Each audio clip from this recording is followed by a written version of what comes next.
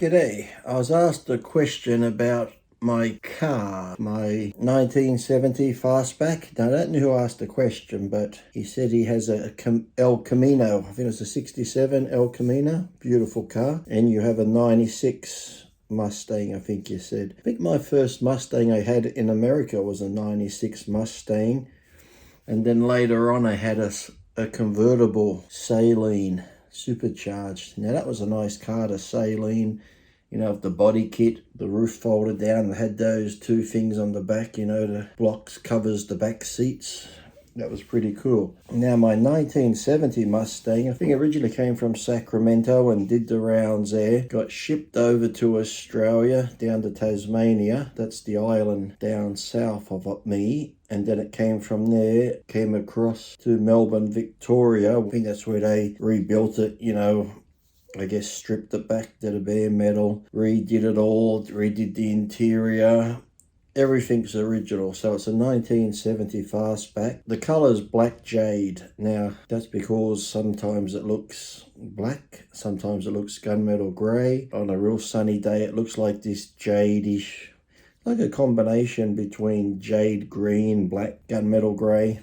So, but it's called black jade, the colour. And the interior is like a green color. So the whole car is original. The only thing that's not original, because I think they came with maybe a smaller motor, maybe a 350 or something, but it has the 428 Cobra Jet motor, the 7-litre. Someone said to me the other day when I was filling it up, they're like, how many kilometers, because we're in kilometers here, not miles, do you get to the thing? I'm like, who cares? I think if you enjoy driving a car and the car gives you enjoyment, who cares how much fuel you got to put in it? Because today there's a car show on this Sunday, so I just gave it a bit of a clean, which I'll clean it again before Sunday, of course, just because sitting in the garage, a little bit of dust gets on it. So I'll just give it a quick hose because it's had that ceramic coating put on it. I think it's had... The guy who did the ceramic coating was a friend, so we put a lot on. So I can actually drive the car in the rain, and it looks like it's clean. The only bit of dirt gets on it is probably along the, where the wheels probably kick up a little bit just near the guards. The top of the car, the windshield, the doors, the bonnet, the back looks like I just washed it because there's so much ceramic coating on it. So I blow the dust off with a leaf blower, and then I use this ceramic. You can get that waterless wash spray and that you put on cars. So I normally spray it with that to keep it clean. And then the interior, I just use leather cleaner, and then there's like a leather cleaner in it, then there's a leather, I wouldn't say reviver, but it just keeps the leather looking fresh and that sort of stuff. So I use that on it. And then on the rear tail, like on the boot spoiler, and at the very front it's got a spoiler.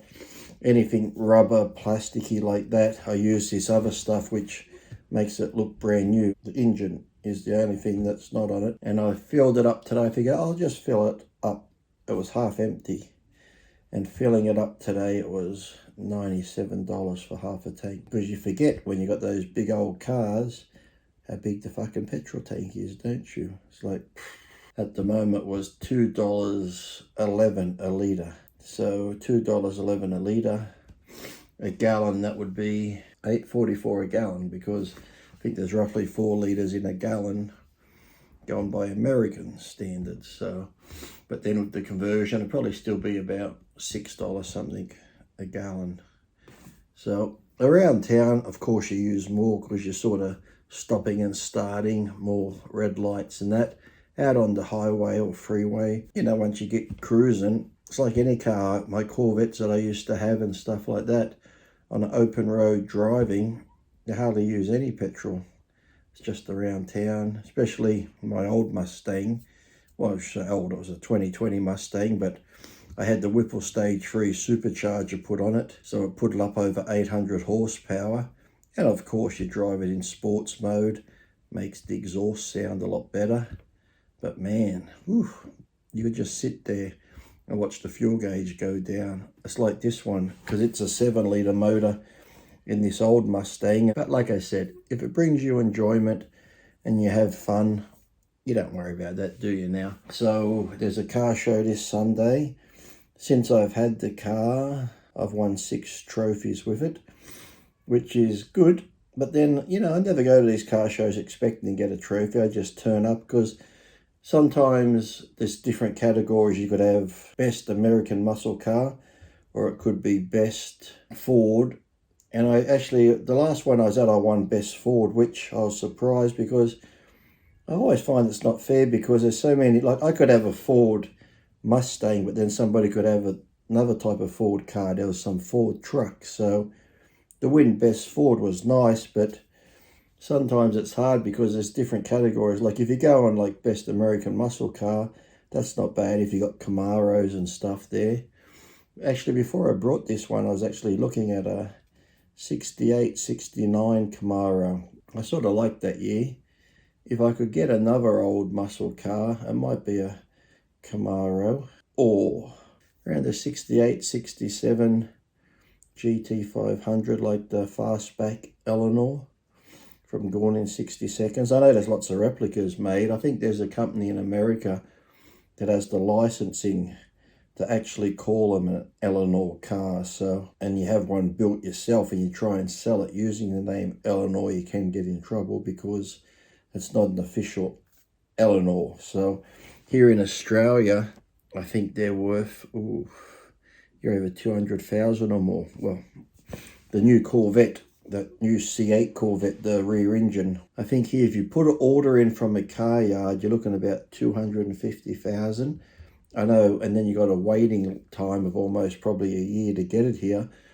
So I know people that have brought them and now on car sales. Here's the best thing. Go on the carsales.com.au.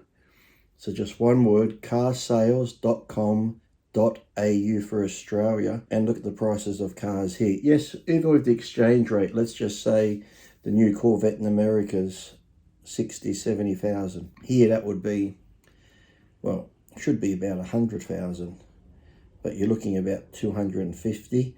But like I said, people are actually buying them, and when they get them, they're selling them for like 350,000.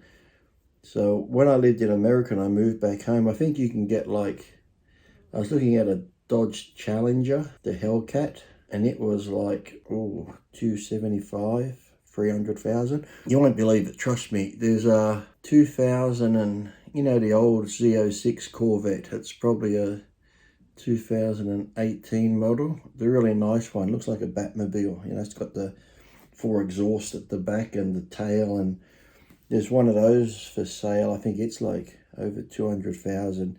You can look at some Corvettes on there. I'm talking about an old 96 Corvette, a 2000 Corvette, and you're still looking at $50,000, where in America, you probably pick it up for $5,000-6,000. So if you want to have a good laugh, look at the prices now.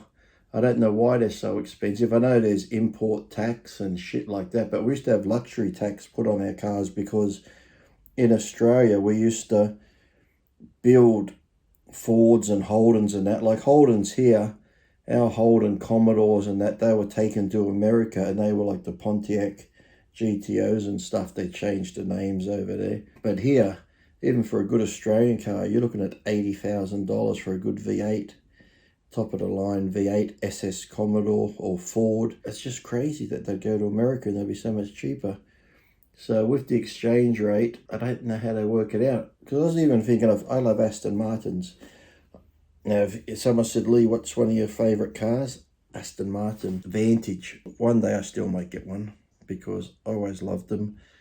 But when I was in England, you could get like a 2015 Aston Martin for, I think it was £26,000. And it's almost double here, so let's just say 52,000 Australian dollars. No way.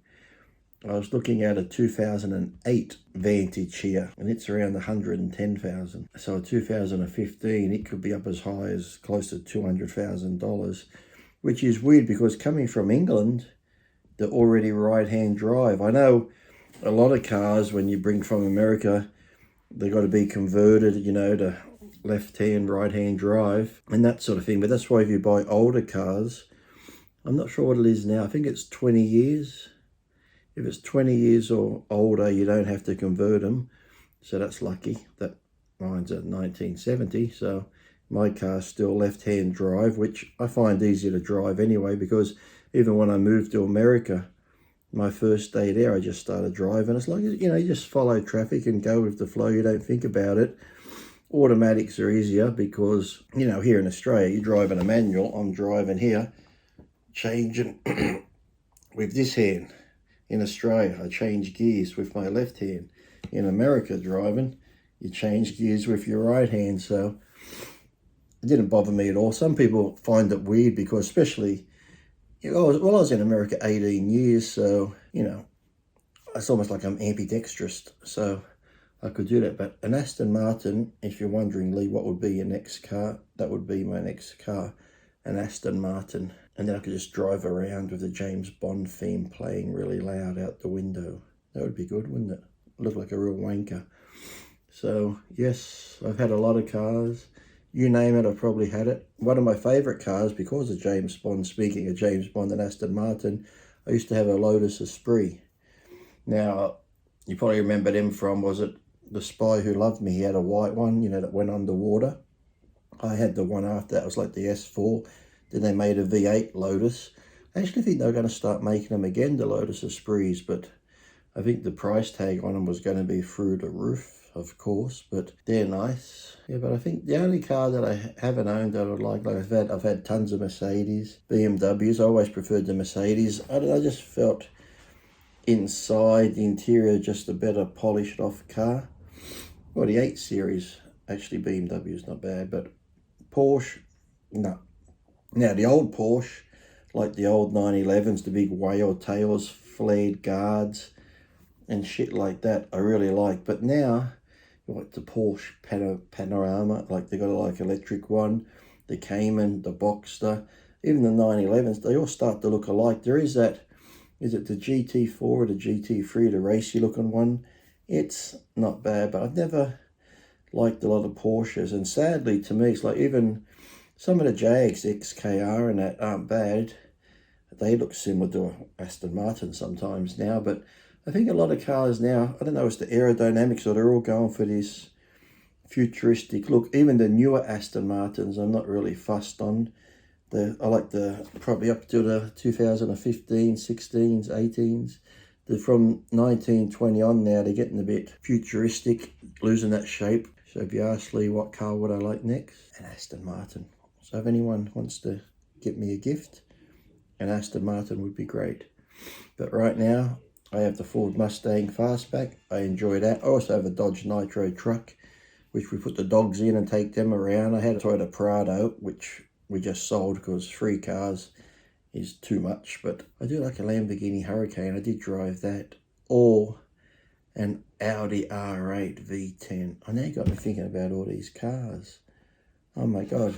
I know we didn't answer any bodybuilding questions, but this question was about cars and my car.